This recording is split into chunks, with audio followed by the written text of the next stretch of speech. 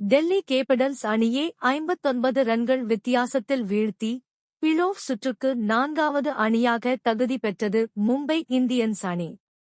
கட்டாயம் வென்றாக வேண்டிய நெருக்கடியில் மும்பை இந்தியன்ஸ் அணியை நேற்று மே 21 இரவு எதிர்கொண்டது. டெல்லி அணியின் வான்கடே மைதானத்தில் நடந்த இப்போட்டியில் டாஸ் வென்ற அந்த அணி முதலில் பேட்டிங்கை தேர்வு செய்தது.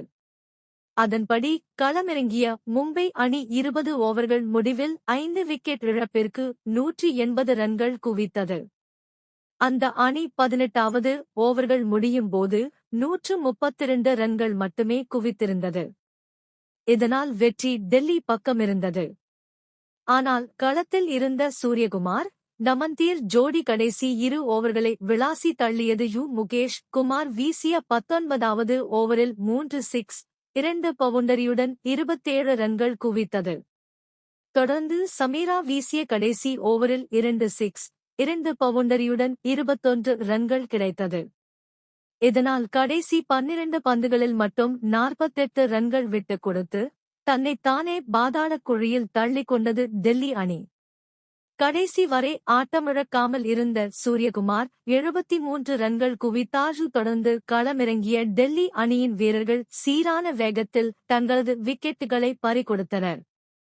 அதிகபட்சமாக சமீர் ரிஸ்வி 39, விப்ராஜ் 20, அஷ்தோஷ் 18 மற்றும் ராகுல் 11 மட்டுமே இரட்டை இலக்க ரன்னை எட்டினர். மும்பை அணியின் தரமான பந்துவீச்சில் அந்த அணி 18.2 ஓவர்களில் 121 ரன்களுக்கு ஆல் அவுட் ஆனது. மும்பை அணி தரப்பில் மிச்சல் சாண்டனர் மற்றும் ஜஸ்பிரித் பும்ரா தலா 3 விக்கெட்டுகளை வீழ்த்தினர். Trent Boult, Deepak Chahar, Will Jacks, Karn Sharma ஆகியோர் தலா 1 விக்கெட்டை வீழ்த்தினர். இந்த வெற்றியின் மூலம் நடப்பு சீசனில் 4வது அணியாக பிளே ஆஃப் சுற்றுக்கு நேரடியாக தகுதி பெற்றது மும்பை அணி. டெல்லி அணி 6வது அணியாக IPL தொடரில் இருந்து பரிதாபமாக வெளியேறியது.